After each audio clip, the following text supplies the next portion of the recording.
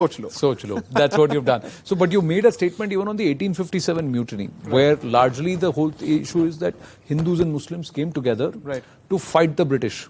But you make a case that the Muslims are largely under this Wahabi movement. Came there because they realized that this is the time to strike back, and they were actually doing it so that they could bring back the rule of Islam in India. That's why they wanted Bahadur Shah Zafar back. They're fighting for the percham of the Mughal flag. That's it. See, it's like this. The Wahhabis effectively by that time have a stronghold in the Northwest Frontier province. Okay. And of course it wasn't a province then because it was made a province only in 1901. It was a Northwest Frontier. So Sitana and all these places, the Swat Valley is where they have this. Malka and Sitana, which is where you effectively associate the Taliban with. And I've shown the roots between the Deoband Taliban is also an offshoot of the Deoband. Now it's also written that Mullah Omar was a student of one of the seminaries, seminaries of Deoband. Okay. So they have their let's say their stronghold there. So what they decide to do is that when the mutiny so-called starts, now obviously the British Empire is busy trying to clamp it down because it's going on for 6 to 7 months, right until 1858. So they use this period of confusion to attack them from the outside with the help of the Afghans. Okay. They are not on the same page as the mutineers, by the way, because they believe the mutineers are collaborating with Hindus, which is not what we want. And therefore, how the Wahhabis had a problem with the mutineers want the revival of the Mughal Empire. The Hindus think that both of us are fighting for freedom from the British. And we don't realize what's exactly happening until it comes to a point where there are, let's say, sporadic fights between the two factions during the course of the mutiny. This R.C. Majumdar captures it brilliantly. It hasn't received the kind of exposition that I thought it should have. Then I thought it's not good to actually cite only one author. So I went through Qayamuddin Ahmad's book. So both of them agree that the Wahhabis were not fighting against the colonizer, they were fighting for revival. Similarly, there are portions where they agree that the Muslim mutineers were looking for revival of Islam because they had already given the fatwa for jihad. Now the moment you call for fatwa and you call for jihad, you are not fighting for a secular purpose anymore. That's exactly where Syed Ahmad Khan comes in. He tries to defend all the parties who are Muslim in nature, and he blames the mutiny entirely on the Hindus.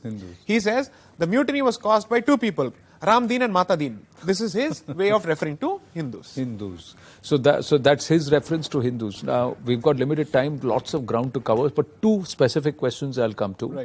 You talk about the Christian Reformation movement, and you also talk about the Muslim Reformation aspect, and then you say that somewhere they are all connected towards just converting or attacking the civilizational ethos and changing perhaps the DNA of Bharat. Right. See, the thing is, what translates to Reformation in Islam and Christianity may be different, but it always translates to terrible period for non-Muslims and non-Christians. That much is clear, because Islamist Reformation movement says go back to the basics. And the moment you go back to the basics, we have had hell. And when it comes to Christianity, their Reformation simply says, I will not accept the monopoly of the church over my religion, and therefore we should be allowed, specifically the Catholic Church, and therefore we must be allowed to create multiple denominations. But then it translates to competitive Christianity and competitive evangelization. And therefore the moment it translates to competitive evangelization, you're looking for fresh areas to convert. Harvesting souls. Therefore the net result, you can keep reforming till the cows come home, but it effectively means we are going to have hell. So that's the impact on India, because both sides are, let's say, both these forces. Non-Christian, non-Islamic civilization is not exactly going to be treated properly the moment either of these mindsets think of a reformation. Final two questions. One is the Sedition Act 124A. This started somewhere around 1919, if I remember correctly, or Wahabi period, 1863. 1863 itself. Yes. So every time we have a discussion on sedition and popular discussions, we are being told this was for Gandhi, this was for Patel. No, it was not. Gandhi was not the enemy of the British Empire. They clearly saw him as a friend. For the better part of it. Okay, and they saw him as a moderate. Although he thought of himself as the extremist of that particular period, he was the Manas Putra of Gokhale. Okay, who was the staunch moderate, textbook moderate.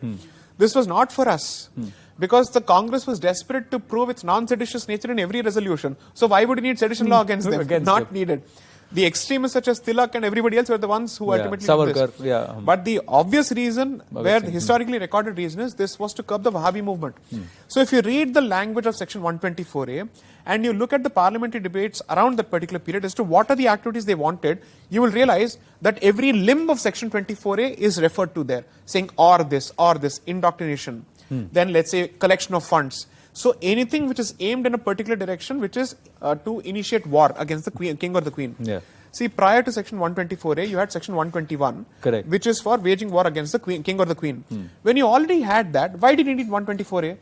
Because it's not just the final act of waging the war. Every step that leads towards it, from financing to indoctrination, needs to be curbed. That's why the provision came about. My final question, in contemporary times, are you worried about what's happening in India currently and what the disposition's approach is? Right. Is there a worry for you that what the Congress did with Khilafat back in 1920s, the BJP could be doing today?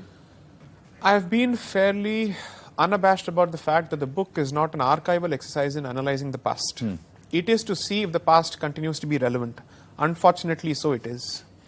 And therefore, I've consciously made this responsible statement that we are living in the age of Khilafat 2.0. My only concern is perhaps we shouldn't repeat the mistakes of the past.